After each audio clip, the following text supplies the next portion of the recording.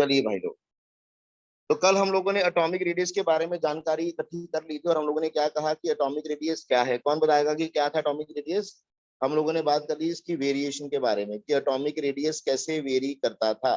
We said that कि atomic radius in general हम लोगों ने बोला कि लॉन्ग द पीरियड जाए तो वो डिक्रीज करता है एस ब्लॉक में और पी ब्लॉक एलिमेंट्स में, और डाउन द ग्रुप आते हैं तो इंक्रीज करता था विद फ्यू एक्सेप्शंस। और एक्सेप्शंस आई होप आप लोगों को याद है, ठीक है? अगर किसी को एक्सेप्शन याद नहीं है तो they can go and revise that topic once again. ये वो आप लोग एक बार फिर से रिवाइज कर सकते हो बेटा। सेकेंडली, अब आपका जो आज का टॉपिक है ना बेटा, वो क्या है? That is all about the next concept which is your ionization enthalpy. I hope आप लोगों ने ये कॉन्सेप्ट पहले मेरे से सुन रखा है कहीं पर। What is ionization enthalpy? Chapter number 2 atomic structure, वहां पर भी हम लोगों ने इसके बारे में थोड़ा सा जानकारी इकट्ठा किया था। But I will be repeating this topic once again. जिन बच्चों ने नहीं भी किया था वो भी ये समझेंगे कि उनको हो जाएगा, वो ये ना समझेगा कि सर हम हमारा छुड़वा रहे हैं। मैं पूरा रिपीट करूंगा, जिन लोगों ने किया था उनका रिवाइज हो जाएगा, जिन्होंने नहीं किया वो कर ले। Now what is ionisation enthalpy? अगर आप लोगों को किसी को याद है तो आयनेशन एंथैल्पी क्या होती थी? अब ये कोई हमारे पास न्यूक्लियस है, ध्यान से समझिएगा सभी लोग। ये हमारे पास न्यूक्लियस है, न्यूक्लियस के अंदर प्रोटॉन्स हैं जिनके ऊपर पॉजिटिव चार्ज है। ये अराउंड हमारे पास क्या होती हैं? शेल्स होती हैं, और शेल्स में हमारे पास कौन होते हैं? इलेक्ट्रॉन्स होते हैं। और इन बैठे हुए इलेक्ट्रॉन्स को, अब यहाँ पर इलेक्ट्रॉन क्यों है? हम लोग पढ़ चुके हैं कि शेल्स के अंदर इलेक्ट्रॉन्स जो होते हैं they exist in these shells only because of the force of attraction of the nucleus. अब इनके ऊपर नेगेटिव चार्ज होता है और प्रोटॉन्स के ऊपर पॉजिटिव चार्ज होता है। तो प्रोटॉन्स के ऊपर पॉजिटिव चार्ज होने के कारण they attract these electron towards themselves. अब these electrons are attracted towards the nucleus. ये इलेक्ट्रॉन न्यूक्लियस की तरफ अट्रैक्टेड होते हैं because of the force of attraction of the nucleus. अब अगर आप लोग इस इलेक्ट्रॉन को बाहर निकालना चाहते हो तो आप लोगों को बाहर से एनर्जी देनी होगी, राइट बेटा?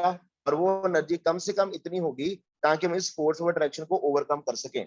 नाम, अगर ये आयरन भाई साहब को मुझे यहाँ से उठाना है तो आयरन भाई साहब यहाँ पर बैठे हुए हैं, कोई फोर्स लग रही है, ठीक है? उसके बराबर की फोर्स लगाऊंगा तब आयरन भाई साहब यहाँ से उठेंगे। उसके कम की फोर्स में सारी लाइफ लगाता रहूंगा तो आयरन भाई साहब यहाँ से नहीं उठेंगे। Am I clear? ठीक है, थोड़ा बता ना, खिसकेंगे भी नहीं। यहाँ पर खिसकने वाला काम नहीं होता इलेक्ट्रॉन, ठीक है? इलेक्ट्रॉन जहां तो निकलेंगे बाहर या नहीं निकलेंगे, दैट्स इट। अब अगर आप लोग एनर्जी दे रहे हो बाहर से तो, और ये इलेक्ट्रॉन जा रहा है इन्फिनिटी के ऊपर, कहां जा रहा है? इन्फिनिटी के ऊपर। जो एनर्जी आप लोग दोगे that will be called ionisation enthalpy, ठीक है? जो एनर्जी आप लोग दोगे जिसके कारण ये इलेक्ट्रॉन लास्ट शेल से इलेक्ट्रॉन कहां से जाएगा? लास्ट शेल और वेलेंस शेल और आउटर मोस्ट शेल, ये सारे एक ही चीज के नाम है, ठीक है? वेलेंस शेल और लास्ट शेल और आउटर मोस्ट शेल से इलेक्ट्रॉन कहां जा रहा है? इन्फिनिटी पे जा रहा है, ठीक है? कौन से एटम का जा रहा है ये याद रखिएगा। This is a neutral, word याद रखिए, neutral gaseous atom. Neutral, rather एक और word, isolated neutral gaseous atom होगा ये, ठीक है? जिसमें से इलेक्ट्रॉन बाहर जाएगा, ठीक है? जिसमें से इलेक्ट्रॉन बाहर जाएगा that is it is an isolated neutral gaseous atom. Solid state से इलेक्ट्रॉन बाहर नहीं जाएगा। सॉलिड स्टेट में आप लोगों का जो एटम है वो आइसोलेट भी नहीं होता। सॉलिड स्टेट में एटम क्लस्टर की फॉर्म में एग्जिस्ट करते हैं। तो हम लोगों को जब इलेक्ट्रॉन बाहर निकालना है तो हम बाहर निकालेंगे उसके आइसोलेटेड गैसियस एटम में से। एम आई क्लियर बेटा? और इलेक्ट्रॉन बाहर कहां से निकलेगा? लास्ट शेल से या वैलेंस शेल से, और जाएगा कहां पर? इन्फिनिटी पे जाएगा। कोई डाउट्स? बोलो भाई और बहनों। No sir. ऑनलाइन वालों ठीक है? हाँ जी। अब इन्फिनिटी का मतलब यहाँ पर कई बच्चे कंफ्यूज हो जाते हैं। देखो बेटा, एटम के लिए इन्फिनिटी, हमारे लिए इनफाइनाइट डिस्टेंस तो बहुत दूर की बात है ना। अब एटम अपने आप में बहुत छोटा होता है। एटम के लिए इन्फिनिटी का मतलब क्या हुआ? अब आप लोग बात कर लीजिए कि अगर आप लोग बात कर रहे हो एक चींटी है और वो चींटी अमृतसर में है, ठीक है? तो उसके लिए तो इन्फिनिटी क्या है? जैसे वो कहते हैं ना, खू का डड्डू, नहीं सुना वर्ड, ठीक है? Yes, sir. Frog in a well. तो उसके लिए एक फ्रॉग जो कि कुएं में है, उसके लिए वो पूरा पूरा कुआं ही उसकी दुनिया है कि नहीं? उसके लिए दुनिया सृष्टि सारी वो कुआं ही है, क्योंकि कभी वो उससे बाहर गया ही नहीं, ठीक है? अगर आप लोग एक बॉल ले लेते हो और बॉल को अगर आप लोग मान लीजिए सिर्फ खालसा कॉलेज में रख देते हो ना, तो खालसा कॉलेज उसके लिए इन्फिनिटी है, ठीक है? डन बेटा? तो एक इलेक्ट्रॉन जो कि बहुत कम जगह पर ऑक्यूपाई कर रहा है और बड़ा माइक्रो पार्टिकल है, उसके लिए इन्फिनिटी बहुत करीब होती है। मान के अगर ये इलेक्ट्रॉन तो ये उसके लिए इन्फिनिटी है, पास वाला पार्टी, ठीक है भाई, Yes, sir. Yes, कोई sir. तकलीफ किसी को? Yes, sir. No, sir. तो ये हुआ आयनेशन एंथैल्पी। अब इसको अगर आप रिप्रेजेंट करना चाहते हो, कोई भी एंथैल्पी हो ना बेटा, ज्यादातर हम लोग एंथैल्पी को जब हम लोग पढ़ेंगे आगे जाके, एक चैप्टर आएगा थर्मोडायनेमिक्स, वहां पर हम पढ़ेंगे कि एंथैल्पी को रिप्रेजेंट किया जाता है एच से, और यहाँ पर हम लोग लेते हैं चेंज इन एंथैल्पी। क्या लेते हैं हम लोग? Change in enthalpy. ठीक है, that is the amount of energy absorbed और रिलीज्ड। डेल्टा एच को डिनोट करते हैं हम लोग, क्या बोलते हैं इसको? Change in enthalpy. कितना एंथैल्पी में चेंज आया, ठीक है, चेंज इन एंथैल्पी। और डेल्टा एच होता है, अगर आप लोग एच ले रहे हो तो दैट इज योर एंथैल्पी। ठीक है, वो क्या होगा? एंथैल्पी होगा। और यहाँ पर हम लोग उसको क्या बोल रहे हैं, कई किताबों में आप लोग देखोगे कि एच को आयनेशन एंथैल्पी से रिप्रेजेंट किया गया है। आयनेशन एंथैल्पी को वो ई से भी रिप्रेजेंट कर दिया जाएगा और एच से भी कर दिया जाएगा। कई जगह पर इसको एनर्जी भी बोलते हैं। ठीक है, आयनेशन एनर्जी भी बोला जाता है, आयनेशन एंथैल्पी भी बोला जाता है। ठीक है, और अगर इसका चेंज है तो डेल्टा वर्ड साथ में आ जाएगा। अगर चेंज होगा तो डेल्टा वर्ड क्या आ जाएगा? साथ में आ जाएगा। ठीक है भाई लोग, Yes, sir. अगर चेंज इन एंथैल्पी लिख रहे हो तो हम लोग लिखते हैं उसको डेल्टा एच, और अगर चेंज इन एनर्जी लिख रहे हो तो डेल्टा ई लिख देते हैं। Now this delta H which is referred to as your change in enthalpy, this can be positive and this can be negative as well. ये पॉजिटिव भी हो सकता है और नेगेटिव भी हो सकता है। अब पॉजिटिव कब होता है और नेगेटिव कब होता है, ये this is called sign convention. अगर एनर्जी रिलीज हो रही है, देखो किसी फॉर्म ऑफ एनर्जी को अगर आप लोग दे रहे हो, अगर आप लोग एनर्जी दे रहे हो दैट मींस कि वो एनर्जी को एब्जॉर्ब कर रहा है। अगर आप एनर्जी दे रहे हो बाहर से तो delta H will be positive if energy is absorb. ठीक है, इफ एनर्जी इज एब्जॉर्ब, अगर वो एब्जॉर्ब हो रही है। और नेगेटिव होगा इफ एनर्जी इज रिलीज्ड, अगर एनर्जी क्या हो रही है? रिलीज हो रही है। आई होप आप लोगों को क्लियर है बेटा। Yes. Yes. जब रिलीज होगा तब नेगेटिव शो होगा बेटा, बाहर जा रही है ना एनर्जी। और अगर एब्जॉर्ब हो रही है, एब्जॉर्ब हो जाएगा ना, अपने आप कैसे जाएगा? आप दोगे तो जाएगा ना। मैं अभी बता देता हूँ, 2 मिनट ठहरो। Energy is absorb. ठीक है, अगर एब्जॉर्ब हो रही है तो हम लोग उसको कैसा प्रोसेस बोलेंगे? एंडोथर्मिक। याद है, पढ़ा हुआ है पहले। तो such a process will be called endothermic process. अगर थोड़ा सा थर्मोडायनेमिक्स में इन्वॉल्व कर दूं इसके अंदर। ठीक है भाइयों, Yes, sir. Yes, sir. और अगर रिलीज हो रही है तो process will be called as exothermic. सबको क्लियर हो गया? बोलो भाइयों। Yes. अब भाई साहब Yes. ने एक चीज पूछी है, वो समझाने की कोशिश करता हूँ, जरा ध्यान दीजिएगा सभी लोग। Moving to the next page now. ये मेरे पास कोई मेटल एटम है गैसियस स्टेट में। ठीक है, मैं इसमें से एक इलेक्ट्रॉन बाहर निकालना चाहता हूँ। ठीक है, अगर मुझे इलेक्ट्रॉन बाहर निकालना है तो मुझे कुछ एनर्जी देनी पड़ेगी ना बेटा। I have to provide that energy ना। जो एनर्जी मैं प्रोवाइड करूंगा वो कैसे नोट की जाएगी? प्लस से। तो मैं इसे क्या लिख रहा हूं? प्लस आयनाइजेशन एनर्जी फर्स्ट, जो मैं फर्स्ट इलेक्ट्रॉन को बाहर निकालने के लिए एनर्जी दे रहा हूं। ठीक है, तो यहां से क्या होगा? ये इलेक्ट्रॉन बाहर आ जाएगा। ठीक है, ये वाला इलेक्ट्रॉन बाहर चला गया जब मैंने ये वाली एनर्जी दी, और जब इलेक्ट्रॉन बाहर जाएगा तो इसके ऊपर एक पॉजिटिव चार्ज आ जाएगा। बोलो भाई लोग। Yes, sir.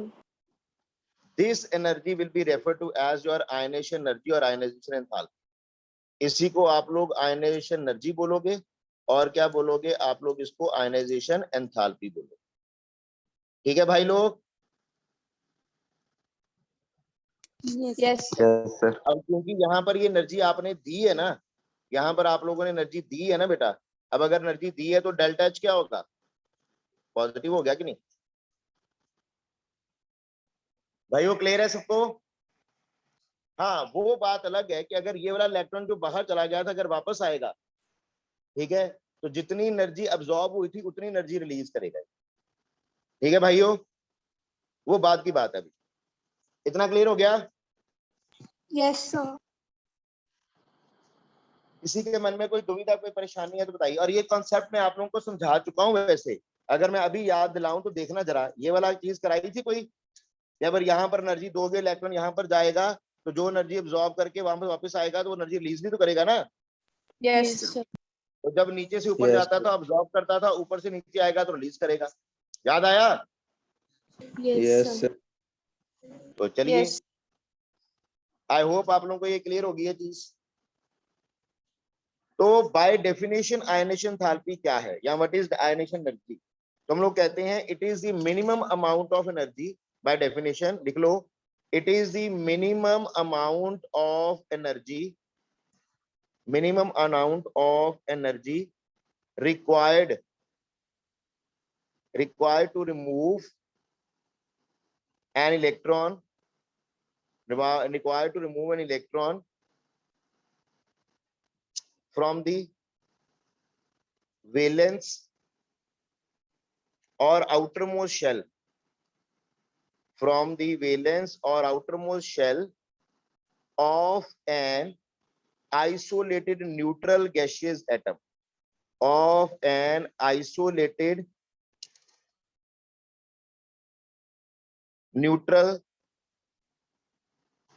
gaseous atom। ये तीनों वर्ड इंपॉर्टेंट है। From an isolated neutral gaseous atom, जो इलेक्ट्रॉन निकलेगा वो गैसियस एटम में से निकलेगा, सॉलिड एटम में से नहीं, सॉलिड स्टेट में से नहीं निकलता। न्यूट्रल हो और आइसोलेटेड हो, उसके ऊपर कोई चार्ज नहीं होना चाहिए जब निकल रहा है। फर्स्ट हम जो फाइनल एंथैल्पी की बात कर रहे हैं। एम आई क्लियर बेटा? बोलो भाई लोग। Yes, sir. Yes, sir. हाँ जी। अब अगर मैं बात करूं इसके यूनिट्स के बारे में, क्या मैं उम्मीद करूं कि आप लोगों को इसके यूनिट्स आते हैं? क्या हम लोगों ने बोला है कि एनर्जी को हम लोग इलेक्ट्रॉन वोल्ट में रिप्रेजेंट कर सकते हैं? Kilojoule. याद आया? इलेक्ट्रॉन वोल्ट पर एटम में रिप्रेजेंट किया था। Yes, sir. हाँ जी। कौन बताएगा कि एक इलेक्ट्रॉन वोल्ट किसके बराबर होता है? So बोलो may बोलो। I? Sir, may may I? आई कौन? मे आई कौन? Real. Real. हाँ प्रियल बेटा बोल। So 1.602 into 10 to the power 19 हाँ joules. जी। बताया था कि 1 इलेक्ट्रॉन वोल्ट किसके बराबर होता है? It is equal to 1.6 into 10 raised to power -19 joules के बराबर होता है। कराया था बेटा? Yes, Yes, sir. इसके यूनिट आप लोगों के जूल्स पर एटम भी हो सकते हैं। अगर आप लोग चाहो तो इसको जूल्स पर एटम में भी कन्वर्ट कर सकते हो। याद करो वहां पर हम लोगों ने आयनेशन एंथैल्पी को सारे यूनिट्स देखे थे, नहीं एनर्जी के यूनिट्स देखे थे बोहर मॉडल में। इलेक्ट्रॉन वोल्ट पर एटम, जूल पर एटम, ठीक है, किलो जूल पर मोल, मोल में भी चेंज कर सकते थे। याद आया? Yes, sir. किलो जूल पर मोल भी आप लोग निकाल सकते थे। तो ये सारी चीजें आप लोग कर सकते हो, हमारे पास ये सारी कन्वर्जेंस होती हैं। आई होप आप लोगों को जितना मैंने बताया अभी उतना क्लियर है। Yes, sir. Yes. कर लोगे भाई लोग? तो ये हमारे पास उसके यूनिट्स आ गए, हमारे पास डेफिनेशन आ गई। आयनेशन एंथैल्पी इतना ही है कि जो हम लोग एनर्जी दे रहे हैं किसी इलेक्ट्रॉन को उसकी आउटर मोस्ट शेल पे बैठे हुए इलेक्ट्रॉन को बाहर निकालने के लिए, ताकि वो इन्फिनिटी पर चला जाए, या फिर एक आप लोगों को न्यूट्रल एटम को कैटायन में चेंज करना है। अब ये कौन है? न्यूट्रल एटम है। आई होप आप लोगों को पता है ये कौन है। This is a neutral atom बेटा, न्यूट्रल गैसियस एटम। और ये क्या है? Gaseous cation. जिसके ऊपर पॉजिटिव चार्ज होता है वो कौन होता है? कैटायन होता है ना बेटा। डन भाई लोग? Yes, sir. चलिए, the next concept will be all about your successive ionization enthalpy। ज्यादातर क्वेश्चन इसी में से आएंगे आप लोग। Successive ionization enthalpy.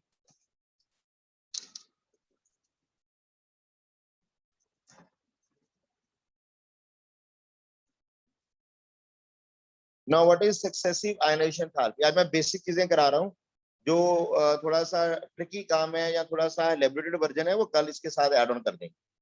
Successive ionization enthalpy का मतलब क्या होता है?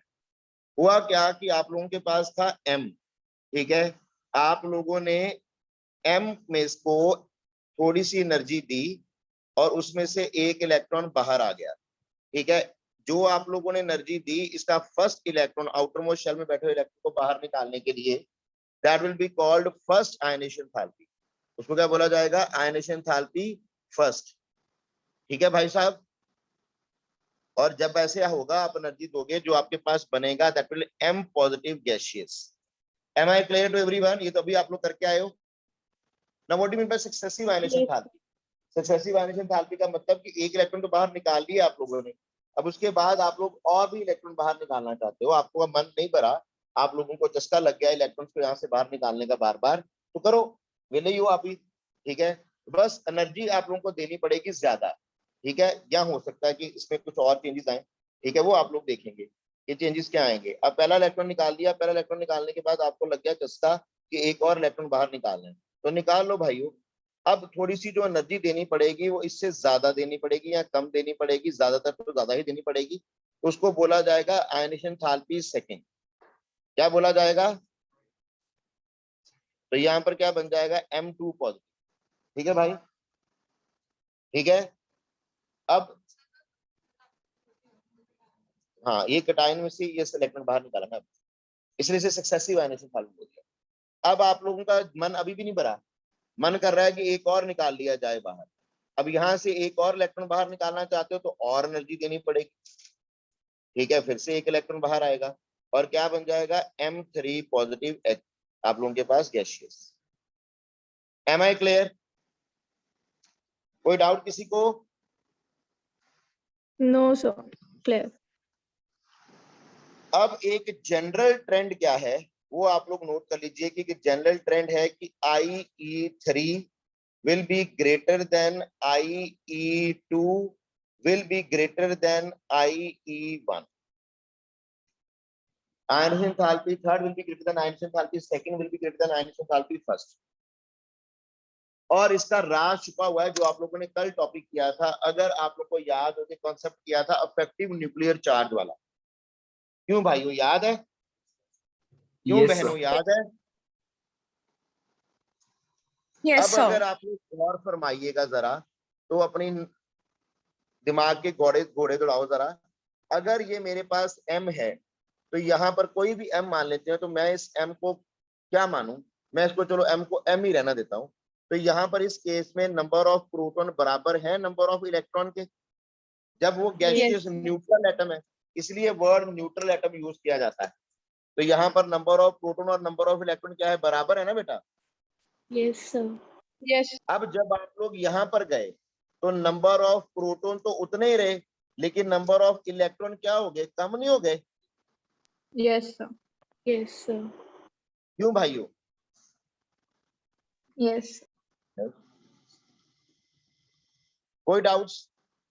No, sir. नाउ अपने आप विचार कीजिए और बताइए, यहाँ पर अब नंबर ऑफ प्रोटॉन्स ज्यादा है और नंबर ऑफ इलेक्ट्रॉन्स कम है। इलेक्ट्रॉन निकालना ध्यान दो, इलेक्ट्रॉन निकालना किससे इजी होगा, M से या M पॉजिटिव में से? M से. M से आसान होगा ना, क्योंकि वहां पर number of proton number of electron के बराबर है। यहाँ पर प्रोटॉन ज्यादा और इलेक्ट्रॉन कम है, यानी कि Z इफेक्टिव बढ़ गया यहाँ पर। क्यों भाइयों? Yes, sir. सभी की आवाज नहीं आ रही मुझे पापियो? Yes. Yes. Yes, sir. अभी भी नहीं आई? Yes, sir. Yes, Yes. sir. Yes. तो यहाँ पर Z इफेक्टिव इंक्रीज कर जाएगा। अब यहाँ पर Z इफेक्टिव इंक्रीज कर गया, अब यहाँ पर Z इफेक्टिव इंक्रीज करेगा तो ये वाली आयनेशन एंथैल्पी अपने आप ही क्या हो जाएगी, ज्यादा हो जाएगी। सिमिलरली और नीचे जाओ तो नंबर ऑफ इलेक्ट्रॉन्स और कम हो गए, प्रोटॉन तो उतने ही रहे। बोलो भाई। Yes, sir. तो आयनेशन एंथैल्पी और बढ़ जाएगी कि नहीं? भाई बोल दो। Yes, yes, sir. तो क्या मैं उम्मीद करूं ये समझ आ गया? बढ़ेगा बढ़ेगा, बहुत बढ़ेगा। Yes. हाँ, एग्जाम्पल के साथ करते हैं, कोई इशू नहीं है इसको। आइए समझते हैं जरा with the help of an example now.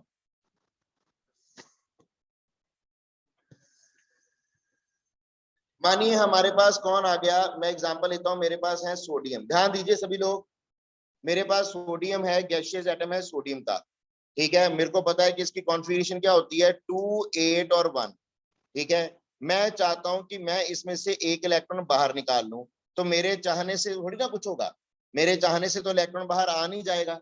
अगर मैं चाहता हूं कि एक इलेक्ट्रॉन बाहर आए तो मेरे चाहने से इलेक्ट्रॉन बाहर नहीं आएगा, मुझे उसको एनर्जी देनी पड़ेगी, और जो एनर्जी मैं दूंगा कि इलेक्ट्रॉन बाहर आए, that will be called first ionization enthalpy. और जब मैंने एनर्जी दी तो यहां से एक इलेक्ट्रॉन जंप कर कर बाहर आ गया, तो मेरे पास क्या बन गया, Na positive gaseous. Isn't it बेटा? Yes, sir. Yes. अब मैं चाहता हूं कि इस Na पॉजिटिव गैसियस में से जो मेरे पास ये Na पॉजिटिव गैसियस आया है, इसमें से मैं एक इलेक्ट्रॉन और बाहर निकालूं। अब ध्यान देने वाली बात है कि जब यहाँ पर मेरे पास Na पॉजिटिव गैसियस है, तो मेरे पास अब इसके प्रोटॉन्स यहाँ पर भी 10-11 थे, यहाँ पर भी 11 है, लेकिन अब इलेक्ट्रॉन कितने हो गए हैं, 10। As my configuration is 2-8 now. Clear? Yes, sir. अब Yes. अगर मैं यहाँ से एक और इलेक्ट्रॉन बाहर निकालना चाहता हूं, तो जो मुझे एनर्जी देनी पड़ेगी, that will B ionisation enthalpy second. उसको क्या बोला जाएगा, आयनेशन एंथैल्पी सेकंड। तो साथ ही बैठ जा, तू वैसे भी घूम रहा है सारा दिन आज। उसको क्या बोलेंगे, आयनेशन एंथैल्पी सेकंड। ठीक है भाई? तो क्या बन जाएगा, Na2 positive. Am I clear? Yes. ये हाइपोथेटिकल एग्जांपल है, जरूरी नहीं है कि ऐसा होता भी हो। ठीक है, हाइपोथेटिकल एग्जांपल है समझाने के लिए। अब अगर आप लोग चाहते हो कि आप लोग Na2 पॉजिटिव में से एक और इलेक्ट्रॉन बाहर निकाल लो, ठीक है, आप लोगों का अरमान और जाग गए हैं।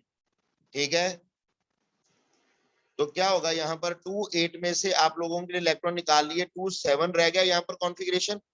ये वाली कॉन्फ़िगरेशन क्या है, 2-7। यहाँ से आप एक और इलेक्ट्रॉन निकालना चाहते हो, आपकी इच्छाएं, ठीक है, बढ़ती जा रही हैं। ठीक है, और यहाँ से अगर आप लोगों को एक और इलेक्ट्रॉन निकालना, मेरे को एक बड़ा अच्छा शेर याद आ गया। वाह, क्या शेर याद आया मुझे, पानी और तमन्नाओं की तासीर एक है। ठीक है, बढ़ते जाना बढ़ते जाना बढ़ते जाना। वाह वाह वाह, वाह वाह करो भाइयों। वाह कोई वाह समझ वाह। नहीं लगा। दोबारा से बोल देते हैं, पानी और तमन्नाओं की तासीर एक है, बढ़ते जाना बढ़ते जाना बढ़ते जाना। इच्छाएं, हमारी महत्वाकांक्षाएं, और पानी, पानी हमें रुकता नहीं है ना, हमेशा आगे बढ़ता जाता है। Yes sir, yes sir. हाँ देखो, इसको भी समझाना पड़ता है, डफरो आप लोगों को है। केमिस्ट्री भी समझाओ और पोएट्री भी समझाओ, जहर खा लो थोड़ा सा टेस्टी वाला, तो ये आएगा पापियो। ठीक है भाइयों? Yes sir. चलो जी, तो अब आप लोग समझ चुके हो, समझदार लोग हो, कि यहाँ पर एक चीज तो जो होगी ही होगी हमेशा, कुछ चीजें और भी होंगी, अभी बताऊंगा। एक चीज जो हमेशा हुई, वो क्या हुई कि अगर आप इनके प्रोटॉन्स और इलेक्ट्रॉन्स को देखो जरा ध्यान से, तो प्रोटॉन और इलेक्ट्रॉन्स कितने हैं इनके, और क्या चेंज आया है उसमें, वो देखना पड़ेगा हम लोगों को। जरा एक मिनट ठहरिए भाई लोग, देखिए जरा, यहां पर हमारे पास कितने प्रोटॉन है, 11 प्रोटॉन्स 11 इलेक्ट्रॉन्स। यहां पर 11 प्रोटॉन्स 10 इलेक्ट्रॉन्स हो गए जब निकला। यहां पर 11 प्रोटॉन्स और 10 इलेक्ट्रॉन्स। यहां पर 11 प्रोटॉन्स और 9 इलेक्ट्रॉन्स। है कि नहीं भाइयों?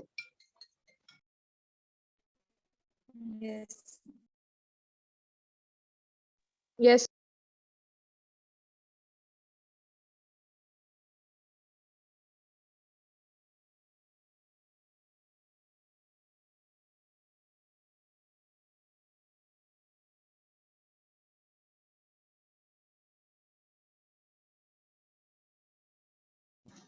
भाई क्लियर? Yes, sir. अब मैं इतनी बात आप लोग समझ सकते हैं कि हर स्टेप के ऊपर इफेक्टिव न्यूक्लियर चार्ज बढ़ रहा है, इंक्रीज कर रहा है, इसलिए हमारी आयनिक एंथैल्पी बढ़ती जाएगी। मोर ओवर, एक और इंटरेस्टिंग चीज यहां पर हुई, देखो यहां पर था कॉन्फ़िगरेशन 281। ये क्या है, अल्कली मेटल है ना, जिनकी लास्ट शेल में एक इलेक्ट्रॉन आता है, वो क्या होते हैं, अल्कली मेटल्स होते हैं। और हम लोग ऑलरेडी पढ़ चुके हैं कि हमारे यहाँ पर जो एटम्स है ना बेटा, हर एटम चाहता है कि उसकी आखिरी शेल, ठीक है, जहां उसकी लास्ट शेल में उसका ऑक्टेट कंप्लीट हो। अगर किसी भी सूरत में वो ऑक्टेट कंप्लीट नहीं कर सकता, तो एटलीस्ट उसका डुप्लेट तो कंप्लीट हो ही ना हो, है कि नहीं? हर एटम स्टेबिलिटी चाहता है कि नहीं चाहता, बोलिए। Yes, sir. Every other atom in this universe, every atom in this ब्रह्मांड सृष्टि, वो क्या होना चाहता है, स्टेबल होना चाहता है। और स्टेबल होने के लिए उसको क्या करना होगा, इट मस्ट अटेन 8 इलेक्ट्रॉन और 2 electron in its outermost shell और वैलेंस शेल। ठीक है भाइयों? Yes, sir. अब ये सोडियम और अल्कली मेटल, इन जनरल और अल्कली मेटल्स खुद चाहते हैं कि उनका ये वाला जो एक इलेक्ट्रॉन है ना बेटा, वो बाहर निकल जाए किसी तरीके से। ठीक है, ये वाला इलेक्ट्रॉन अपने आप किसी तरीके से बाहर निकल जाए, क्योंकि ये अब खुद उसको भेज के अपने आप में अपनी इंसल्ट नहीं कराना चाहते, अपने घर का ही बंदा है, उसको बाहर नहीं निकालना चाहते, चाहते हैं कि कोई आए और इसको ले जाए।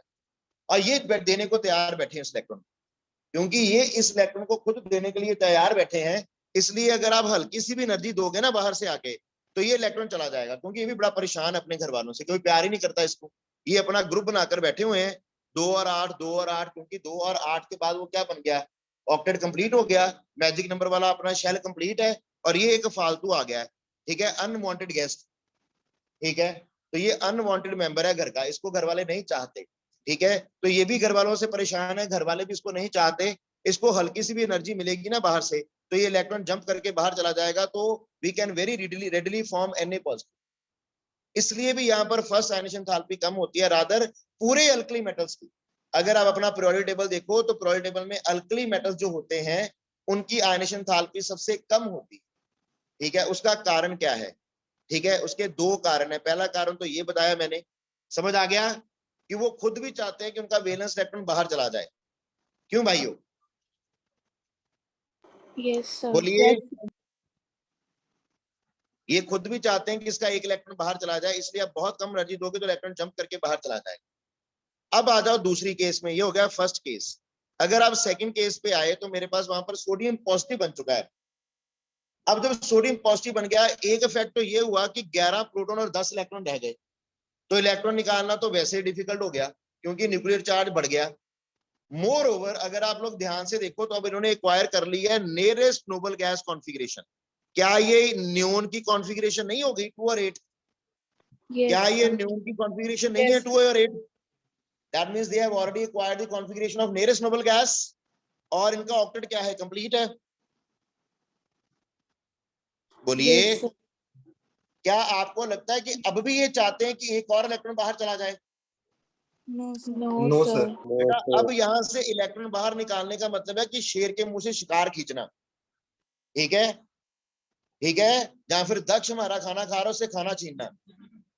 ठीक है, आपको लगता है सही देखे कि दक्ष अपना खाना छोड़ देगा? तो दक्ष तो कर भी लेगा, अपने खाएगा, मेरा कर भी लेगा। ठीक है, ठीक है भाइयों। Yes, sir. आज दक्ष बिल्कुल मेरे पास बैठा हुआ है, तो यहां से हम लोग याद रखेंगे कि अब इनका ऑक्टेट कंप्लीट हो गया बेटा। अब यहां से इलेक्ट्रॉन निकालना कोई आसान काम नहीं है, तो इसकी आयनेशन एंथैल्पी 2 कारणों से बढ़ जाएगी। फर्स्ट रीजन हुआ इंक्रीज इन जेड इफेक्टिव, दूसरा रीजन हुआ, ठीक है, stable electronic configuration, stable nearest noble gas configuration, nearest noble gas configuration. ठीक है बेटा, इस कारण से IE2 इस केस में will be very very high than IE1। ठीक है भाई लोग?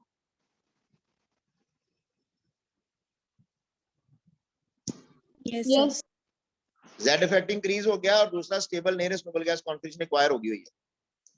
अब थर्ड में चले जाओ।